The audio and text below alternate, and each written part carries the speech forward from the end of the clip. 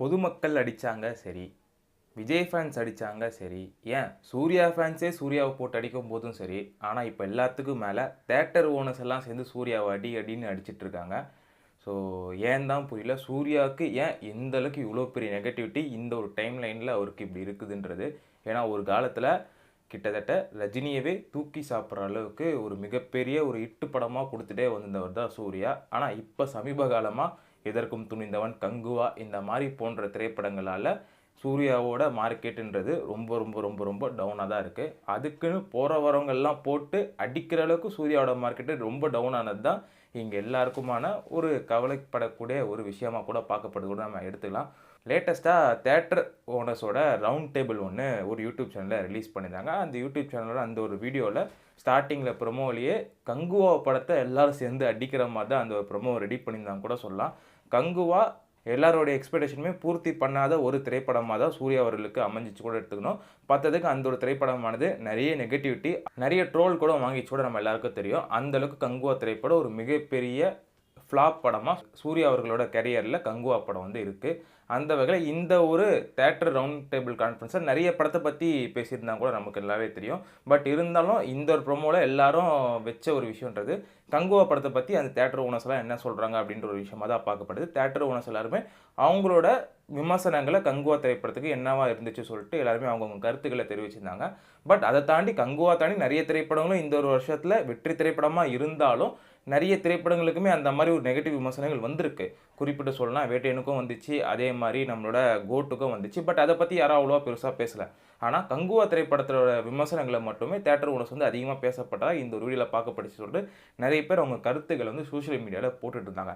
அதுக்கு இன்னொரு காரணமும் இருக்குது. என்னென்னு பார்த்தீங்கன்னா, தேட்டர் ஓனர்ஸை பொறுத்த வரைக்கும் சூர்யா மேலே லைட்டாக சின்ன ஒரு வன்மத்தில் இருக்காங்கன்ற விஷயம் எல்லாருக்குமே தெரியும். அதுக்கான காரணன்றது கோவிட் டைமில் சூர்யா அவர்கள் அவரோட 2 திரைப்படங்கள், அந்த 2 திரைப்படங்களுமே அவரோட சொந்த திரைப்படம் கூட நம்ம சொல்லலாம். ஸோ அந்த வகையில் சூரரை போற்று ஜெய்பீம் அந்த 2 திரைப்படங்களையும் அவர் வந்து தேட்டரில் ரிலீஸ் பண்ணாமல் ஓடிடியில் ரிலீஸ் பண்ணது தான் இது எல்லாத்தையும் ஒரு மிகப்பெரிய ஒரு ப்ராப்ளம் பாயிண்ட்டாக வந்து நிற்குது கூட நம்ம எடுத்துக்கலாம்.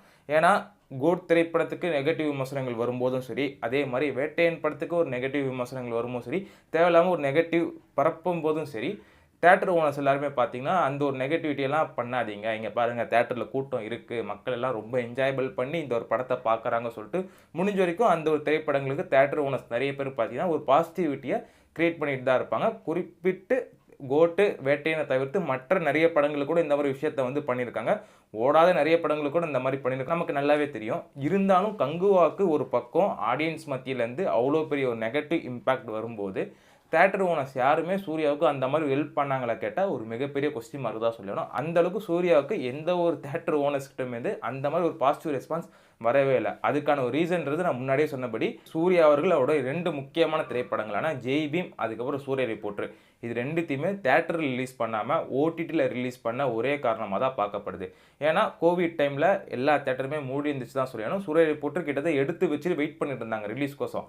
அந்த டைமில் தான் கோவிட் டைமும் வந்துச்சு, லாக்டவுன்லாவும் எல்லாரும் வீட்டில் தான் இருந்தோம். அந்த டைமில் தேட்டருமே ஓப்பன் பண்ணல. ஸோ அந்த வகையில் ஆஸ் அ ப்ரொடியூசராக நான் இந்த ஒரு காலை எடுக்கிறேன், எனக்கு ரொம்ப வருத்தமாக தான் இருக்குது. இருந்தாலும் என்னை நம்பி நிறைய குடும்பங்கள் இருக்குது, அந்த குடும்பங்களுக்கு நான் மணி கொடுக்க வேண்டியது இருக்குது. ஸோ அதனால் இந்த ஒரு படத்தை நான் ஓடிடியில் தான் ரிலீஸ் பண்ண போகிறேன் சொல்லி சூர்யா ரிப்போர்ட்டருக்கு சூர்யா அவர்கள் வந்து ஒரு லெட்டர் மூலியமாக தெரிவிச்சிருந்தார். அதை தாண்டி நிறைய பேர் எதிர்ப்பும் தெரிவிச்சிருந்தாங்க. சூர்யா ரிப்போர்ட்டர் நீங்கள் ரிலீஸ் பண்ணக்கூடாது ஓடிடியில், நீங்கள் இவ்வளோ பெரிய ஆக்டராக இருந்துட்டு நீங்கள் எப்படி உங்கள் படத்தை ஓடிடியில் ரிலீஸ் பண்ணுவீங்கன்னு சொல்லிட்டு நிறைய தேட்டர் ஓனர்ஸ் அவங்களோட அதிருப்தியை தெரிவிச்சிருந்தாங்க. இருந்தாலும் ஆஸ் அ ப்ரொடியூசராக சூர்யா அந்த ஒரு பிரேவ் காலை எடுத்தார். ஒரு தேட்டர் ரிலீஸ் பண்ணாமல் சூர்யா ரிப்போர்ட்டர் ஓடிடியில் ரிலீஸ் பண்ணார். ஓடிடிலையுமே அந்த ஒரு படம் வந்து மிகப்பெரிய ஒரு வெற்றி திரைப்படமாக தான் பார்க்கப்படுச்சு கூட நம்ம சொல்லலாம். அதை தொடர்ந்து சரி சூர்யா இதுக்கப்புறம் ஒரு படம் தானே, இதுக்கப்புறம் என்ன வேறு எந்த படங்கள் இருக்குது, வேறு என்ன படம் அவர் ஓடிடி ரிலீஸ் பண்ண போகிறார் சொல்லிட்டு எல்லாருக்கும் ஒரு கேள்வி இருந்துச்சு. இருந்தாலும் பார்த்தீங்கன்னா சூர்யா அவர்களும் தொடர்ந்து நிறைய படங்கள் வந்து அவரோட கம்பெனி சார்பாக ப்ரொடக்ஷனில் செய்யப்பட்ட நிறைய படங்கள் வந்து ஓடிடியில், அதுவும் குறிப்பாக அமேசான் டைமில் ரிலீஸ் பண்ணவர் கூட சொல்லலாம். அதில் எல்லாரோட எதிர்பார்ப்பு மத்தியில் இருந்த ஒரு படம் வந்து ஜெய் பீம். அந்த ஒரு படமும் அந்த டைமில் தேட்டரில் தான் ரிலீஸ் ஆகும் சொல்லி நிறைய பேர் எக்ஸ்பெக்ட் பண்ணியிருந்தாங்க. பட் ஆனால் சூர்யா அவர்கள் பார்த்தீங்கன்னா அந்த ஒரு படத்தை ஓடிடியில் ரிலீஸ் பண்ணார். குறிப்பிட்டு அந்த ஜெய் பீம் திரைப்படம் ரிலீஸ் ஆகும்போது 2021 தீபாவளி டைமில் தான் அந்த ஒரு படத்தை ரிலீஸ் பண்ணியிருந்தாங்க. இருந்தாலுமே அந்த டைமில் தேட்டர் எல்லாமே ஓப்பன் பண்ணிட்டாங்க. கிட்டத்தட்ட 2021 தீபாவளிக்கு அன்னத்தை தான் தேட்டர் ரிலீஸ் ஆச்சு. ஸோ அந்த மாதிரி தேட்டர்லாம் ஃபுல்ஃபில்லாக இயங்குற டைமில் சூர்யா அவர்கள் வந்து ஜெய் பீம் படத்தையும் ஓடிடி ரிலீஸ் பண்ணது தேட்டர் ஓனர்கள் மத்தியில் ஒரு மிகப்பெரிய அதிருப்தியை கலப்பிச்சு தான் சொல்லணும். அந்த ஒரு டைம்லேருந்தே தேட்டர் ஓனர்கள் நிறைய பேர் சூர்யா மேலே ஒரு அதிருப்தியில் தான் சுற்றிட்டு இருந்தாங்க. தொடர்ந்து அவங்க கண்டனங்களையும் தெரிவிச்சிருந்தாங்க. இந்த மாதிரி சூர்யா படங்கள் ஏதாவது வந்தால் நாங்கள் இனிமேல் ரிலீஸே பண்ண மாட்டோன்ற முதற்கொண்டு நிறைய செய்திகளை தொடர்ந்து வந்து சோஷியல் மீடியாவில் தெரிவிச்சிருந்தாங்க கூட நமக்கு எல்லாருக்குமே தெரியும். அந்த வகையில் அவருக்கு ஃபஸ்ட்டு தியேட்டர்கள் ரிலீஸாக கோவிடுக்கு அப்புறம் வந்த படம் வந்து எதற்கும் துணிந்தவன். அந்த ஒரு திரைப்படமானது சன் பிக்சர்ஸோட படமாக இருந்ததுனால எந்த ஒரு பிரச்சனையும் இல்லாமல் அந்த ஒரு திரைப்படம் வந்து தியேட்டரில் சுமூகமாக ரிலீஸ் செய்யப்பட்டுச்சு. இருந்தாலும் அந்த ஒரு படம் வந்து அந்தளவுக்கு ஒரு மிகப்பெரிய வெற்றி படமாக சூர்யா அவர்களுக்கு அமையல. அதனால் தியேட்டர் ஓனர்ஸும் அது அந்தளவுக்கு பெருசாகவும் கண்டுக்கல.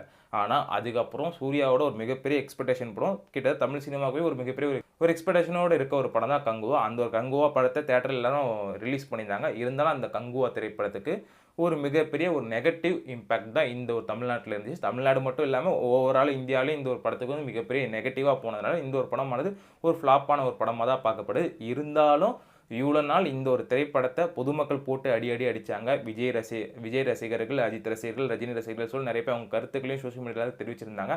அது மட்டும் இல்லாமல் சில சூர்யா ஃபேன்ஸுக்குமே இந்த படம் வந்து அந்தளவுக்கு சாட்டிஸ்ஃபை பண்ணலன்றது உண்மையான விஷயம்.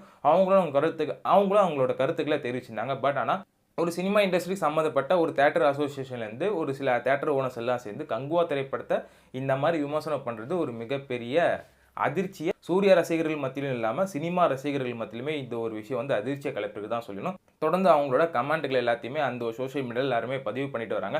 ஒரு பக்கம் விஜய் ஃபேன்ஸு எல்லாருமே இந்த கங்குவா எல்லாம் ட்ரால் பண்ணுறாங்க. இப்போ தியேட்டர் ஓனரே சேர்ந்து ட்ரால் பண்ணுறாங்களே சொல்லிட்டு சந்தோஷத்தில் இருந்தாலும், இன்னொரு பக்கம் ஜெனியூனாக இருக்க சினிமா லவர்ஸ் எல்லாருமே இது ஒரு ஆரோக்கியமான ஒரு விஷயமா சொல்லிட்டு ஒரு டிபேட்டை எடுத்து வச்சிருக்காங்க தான் நம்ம வந்து பார்க்க வேண்டியது இருக்குது. அந்த மாதிரி நேரத்தில் தான் இப்போ கங்குவா திரைப்படம் ஓடிடியில் அமேசானில் ரிலீஸ் செய்யப்பட்டிருக்கு. ஆல்ரெடி தியேட்டரில் ஒரு அடி வாங்கி முடிஞ்சிருச்சு. அதுக்கப்புறம் கொஞ்ச நாள் முன்னாடி லீக்டாகவும் இந்த படத்தோட ஹெச்டி பிரிண்ட் வந்து லீக் பண்ணியிருந்தாங்க. அதுக்கும் ஒரு சம்மடி போட்டு சோஷியல் மீடியாவில் அடித்து முடிச்சிட்டாங்க. இப்போ 3வது ரவுண்டாக ஓடிடிலையுமே அஃபிஷியலாக ரிலீஸ் பண்ணியிருக்காங்க. இப்போ கங்குவா திரைப்படம் மறுபடியும் ஓடிடியில் ரிலீஸ் ஆன பட்சத்தில் மறுபடியும் ஃபஸ்ட்லேருந்து சியர்ஸ்ன்ற ஒரு அடிப்படையில் இந்த ஒரு படமானது மறுபடியும் பொதுமக்களாலையும் சரி ரசிகர்களாலையும் சரி அடிக்கப்பட்டுவது கூட நம்மளால் பார்க்கப்படுது. ஸோ வெயிட் பண்ணி தான் பார்த்தாலும் சூர்யா அவர்களுக்கு இந்த மாதிரின்ற ஒரு டைம் பீரியட் ரொம்ப ஒரு மோசமான டைம் பீரியடாக தான் பார்க்கப்படுது.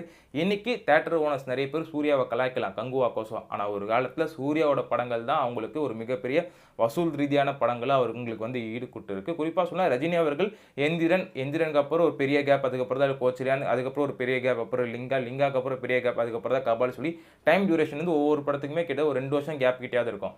அந்த மாதிரி நடுவில் இந்த டைமில் எல்லாத்துலேயுமே சூர்யா அவர்களோட படம் தான் ஒரு மிகப்பெரிய ஒரு பிளாக் பஸ்டராக அமைஞ்சு. குறிப்பிட்டு சொல்லும்படி அயன், வாரணம் ஆயிரம், அதுக்கப்புறம் நம்மளோட சிங்கம் சீரிஸ் சொல்லிட்டு இந்த மாதிரி நிறைய படங்களை சொல்லலாம். அந்த மாதிரியான திரைப்படங்கள் சூர்யா அவர்களுக்கு தியேட்டரிக்கல் ஹிட்டாக ஒரு மிகப்பெரிய ஒரு பிளாக் பஸ்டராக இருந்துச்சு தான் சொல்லணும். பாக்ஸ் ஆஃபீஸ் வைஸுமே இந்த படங்கள் எல்லாமே அவருக்கு ஒரு மிகப்பெரிய ஒரு வெற்றி திரைப்படமாக இருந்துச்சு. ஒரு காலத்தில் தியேட்டர் ஓனர்ஸ் எல்லாருக்குமே சூர்யாவோட படங்கள் இருந்து மிக ஒரு லாபத்தை எடுத்து கொடுத்த ஒரு படமாக தான் சூர்யாவோட படங்கள் இருந்துச்சு தான் நம்ம சொல்லியானோம். ஸோ அந்த டைமில் அப்படி இருந்த சூர்யா இப்போ சில தோல்வி படங்களால் தியேட்டரில் ஒரு திரைப்படங்கள் எதுவுமே அந்தளவுக்கு ஒரு மிகப்பெரிய வெற்றி திரைப்படமாக போகாத பட்சத்தில் வரவங்க எல்லாம் சேர்ந்து சூர்யாவை சம்மடி அடிக்கிறாங்க. இந்த ஒரு நிலை அடுத்து வரக்கூடிய கார்த்திக் சுப்ராஜ் படத்தில் மாறும் சொல்லிட்டு அவரோட ரசிகர்கள்லாம் ரொம்ப வெயிட் பண்ணி காத்திருக்காங்கன்னு சொல்லலாம். அது மட்டும் இல்லாமல் அடுத்த திரைப்படமாக ஆர்ஜே பாலாஜி கூட ஒரு படம் வந்து இப்போ கமிட் பண்ணி போய்கிட்டு இருக்கு. அது மட்டும் இல்லாமல் எல்லாரோட மிகப்பெரிய எக்ஸ்பெக்டேஷனை வாடிவாசல், வெற்றிமாறன் கூட அந்த ஒரு படமும் லைனப்பில் இருக்குது. ஸோ இந்த ஒரு 3 படமும் சூர்யா அவர்களுக்கு ஒரு மிகப்பெரிய பிளாக் பஸ்டர் ஹிட்டாக அமையிற பட்சத்தில் சூர்யாவோட மார்க்கெட் மறுபடியும் தியேட்டரில் ஒரு மிகப்பெரிய பூமை கலப்புறதுக்கான வாய்ப்புகள் அதிகமாக இருக்குது. இன்றைக்கி இதே தியேட்டர் ஓனர்ஸ் எல்லாரும் சேர்ந்து சூர்யாவை கலாய்க்கலாம், கங்குவா கலாய்க்கலாம். பட் இருந்தாலும் அதே சூர்யா அவர்கள் அவரோட வெற்றி திரைப்படங்களை மறுபடியும் தியேட்டரில் கொடுக்குற பட்சத்தில் இதே தியேட்டர் ஓனர்ஸ் எல்லாருமே மறுபடியும் சூர்யாவை பாராட்டி தான் பேச போகிறாங்க.